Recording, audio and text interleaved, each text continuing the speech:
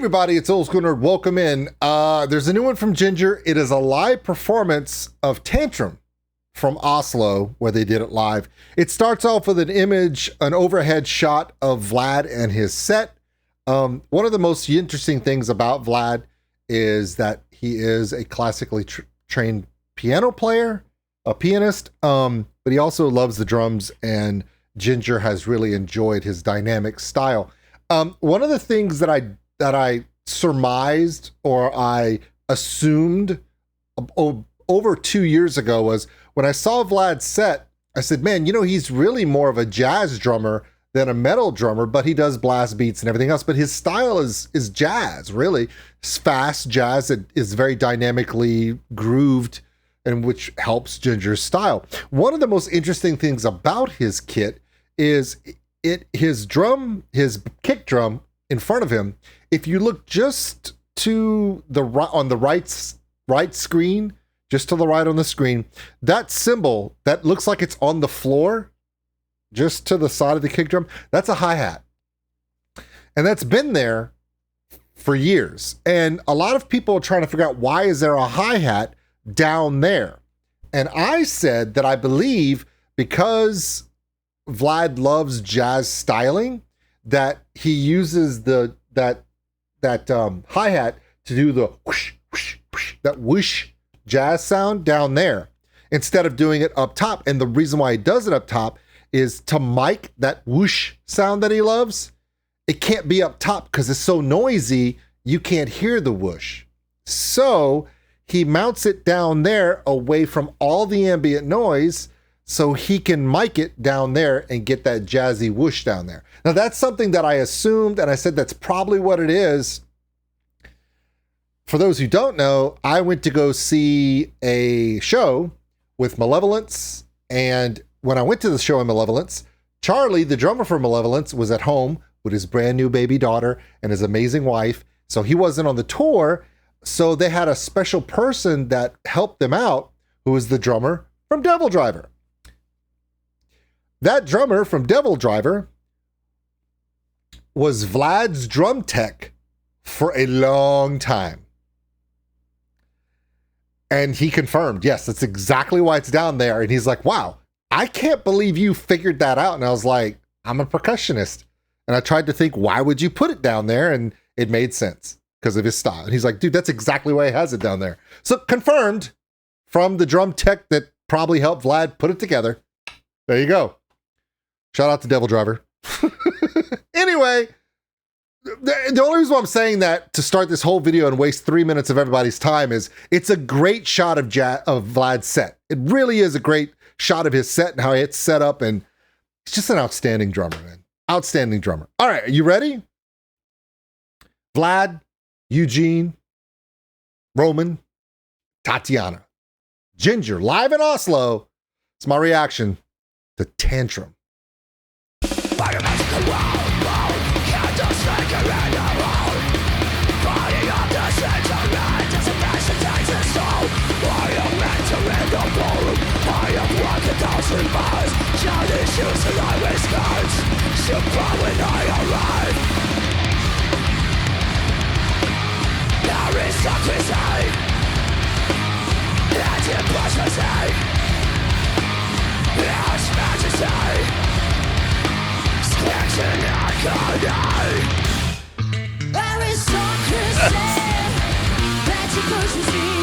Oh, I was waiting for that tag, that punch tag from Eugene, and it was perfect.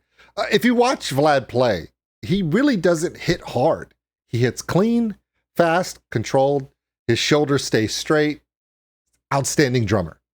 But it is very jazzy. It's very jazz control, which is one of my favorite parts about it. But I just backed it up because I want to hear that punch tag from Eugene on this song because I love this part, and the fact that they just tap it perfectly in the live performance makes me very happy.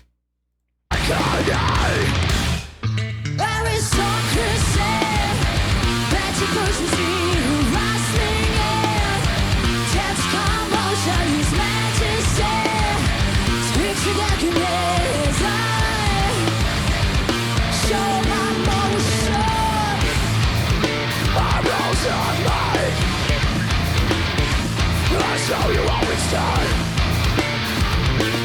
My rules are mine. That's how you always done. Here we go.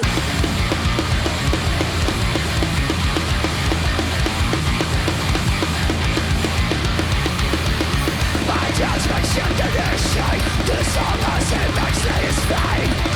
From those kicks, misty elegance, chaos mix.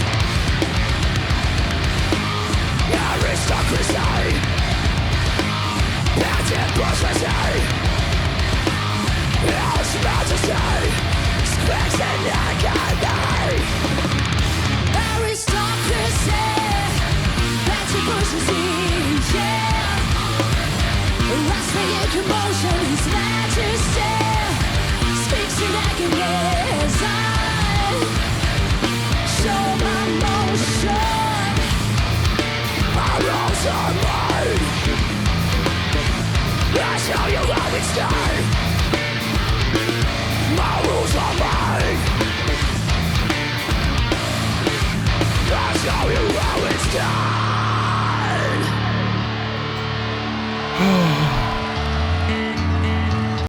To the fact that it's been 5.5 years since the first time I saw this band play on a video. That shocked the crap out of me like it did all of you. And I didn't believe it. So my second reaction was, who's going to be the one live, just to prove that it is them live, that they sound like that Tatiana sounds like that they master the musicianship the way they do. It's been 5.5 years. And to this very moment, they still blow me away. Not because they're loud, not because it's aggressive, not because they're fast. The dynamic of the band is something that when I first saw it, it changed my perspective on what was possible. Let me explain. And this is very important for me to say this because a lot of people are like, Old School Nerd, why did you fall out of metal music? Because metal music was so formulaic and so driven by Hollywood and record companies that you could pretty much guess what everything was going to sound like. Nothing sounded different. Everything was radio play. Everything was MTV. It was so formulaic, nothing really stood out. And bands that were standing out, that really captivated my imagination as a young person, didn't really have any momentum because record labels were pushing out to whatever appealed to the masses. And so when I came back and they were like, hey, if you're going to do reactions, we want to take you down a rabbit hole of what's going on in Europe. Because you're a guy from America and you're used to just everything sounding the same. And there's just an American style. We want to take you someplace in Europe and you're going to get blown away. And it has been rabbit hole after rabbit hole after rabbit hole. Whether it be post-hardcore out of the UK, power metal out of all over Europe, the metalcore scene, modern metal out of Germany and France, and epic symphonic metal out of Italy, and folk metal, but then it all started with this band, Jinjer, groove metal. And why it blows me away so much is because I love jazz. And as a percussionist, I've always played in the rhythm section. Like in the rhythm section, you're holding the beat, you're putting the driving force and rhythm of a song, but you're not melodic. You don't have a musical, you don't contribute to the melody or the sounds that tell stories. You are dynamic in how you put rhythm in. And normally, back when I was a kid and when I played in bands, the bass player pretty much did the low end and played on the downbeat only, and it pretty much set that up. And that was the way for metal music for my entire childhood. And it was still the case until you had bands like System of a Down and Korn, where the bass really became melodic. But I missed all that, remember? I missed all that. So to see Eugene, even in the first song, like Pisces and then Who's Gonna Be the One, the first two iterations of Jinjer that I saw, something was so different. Instead of the entire melody, the entire dynamic of notes coming from either the vocalist or the guitar, the melodic instruments only, I was captivated by the fact that Jinjer, everybody, all four members of Jinjer contribute to the musical melody, even Vlad on drums, because of his different styles and the way he just covers the entire area. Yes. Does he have kick? Yeah. Does he have snare? Yes. Does he have booming cymbals? Yes. But it's all those little fills in that actually fills in the gaps that are left melodically and harmonically. Does Tatiana need a lot of help in vocal melodies? No. But that's the point. She can do all that. And Roman on guitar is a master of chord phrasing. But he's not alone carrying the melodics of the song because of Eugene. So going all the way back to 5.5 years ago, when I first saw Jinjer, was the most crazy thing Tatiana's harsh vocal to melodic? It's the first thing that people notice, but it wasn't the first thing that I noticed. Why? Go back and watch Pisces. The dynamics of Eugene and Vlad with Roman to create the entire musical element, that melodic coming from Eugene tapping on bass and Vlad being dynamic and jazzy, adding different sounds that weren't just standard percussion, and Roman being very, very dynamic in his chording. All of those elements kind of blew me away for the first verse of Pisces, which means that was before the first chorus, which means I was taken aback by Jinjer before Tatiana dropped into her first vocal chorus, which was her harsh. I was captivated by the band before that happened. So I know a lot of people, and it is the reactor lore, okay? It's reactor history of YouTube, that the first time you see Jinjer Pisces, all the reaction channels lose it, but they always lose it at Tatiana's skill. And that's completely fair. Remember, I didn't believe it was her either. I had to go see the live video of who's going to be the one for me to believe it. But what captivated me first was that the three musicians of the band, even with drums and bass, were so melodic, along with Roman. It was something that I hadn't seen done since the prog bands of the 70s and 80s. And that made me very happy. The fact that someone said, hey, there is it's a three instrument, 4-member band from the Ukraine that's doing something so dynamic. If you're a Rush fan, you'll probably dig it. I was like, what? And they were right. So this is a great shot of Eugene, who is an amazing bassist, but more importantly, he's an amazing dad. Follow his social media. That's an amazing dad right there. But anyway, I digress. Seeing this video and the way it's done and the way it's shot reminds me of why my channel started.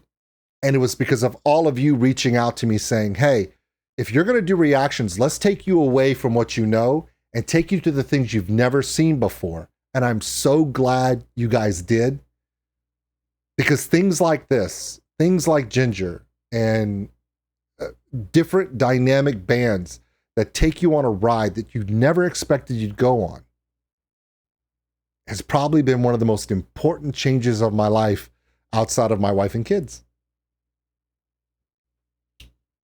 My life is completely different because of all of you and this music and bands like Jinjer. Seriously. It's not just a hype thing. It's seriously changed my life completely. So thank you. Okay, let's just keep going. Hey, it wouldn't be an old school nerd reaction if I didn't stop it and talk for 30 minutes on a 3-minute 58-second video. It's the 10-to-1 rule. It's a 4-minute song, so it's a 40-minute reaction. Sorry.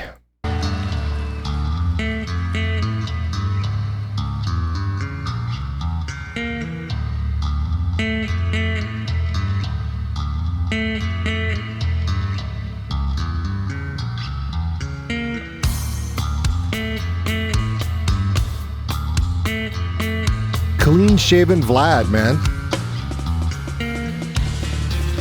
It's avant-garde, against extravagant. It's a new time in a cadence of taste. It's a beauty mark, a bold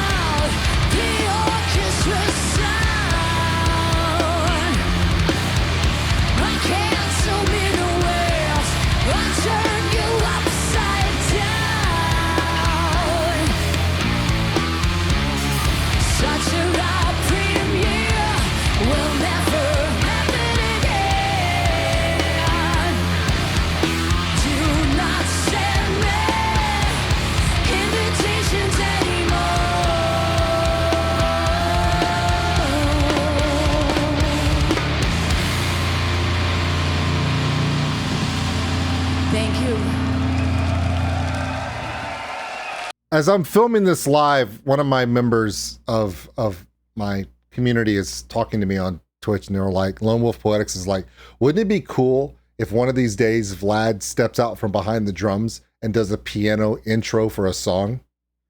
I'm shocked that they haven't done that, and I'm shocked that I haven't thought of that already. Why haven't you guys done that? That would be crazy. A piano intro from Vlad as Tatiana's singing this beautiful, soft interlude that draws you in, and then as the piano stops, Eugene and Roman start building up this vibe, and all of a sudden Vlad comes back around, sits behind the kit, and just blasts, and they just, I don't know how that hasn't happened yet. Hey, but I'm not the artist, it's them. Anyway, hope you guys enjoyed that. To Jinjer and to Napalm, thank you guys so much for allowing me to do these reactions and supporting me while I do it. It's changing lives, man. So thank you. And to all of you out there watching this, thank you for your patience. I'm sorry. I get a little nostalgic and I have a tendency to ramble. Sorry. All right. We'll see you on the next one. Thanks for watching, everybody. And if you enjoyed this video, give us a like. It really helps the channel grow. Also, if you want to subscribe, right over there. A big thank you to all my Patreons out there for everything you do. And if you want more content like this, check them out above. Remember, love one another, take care of each other. We're all stuck on this mud ball together. We'll see you later.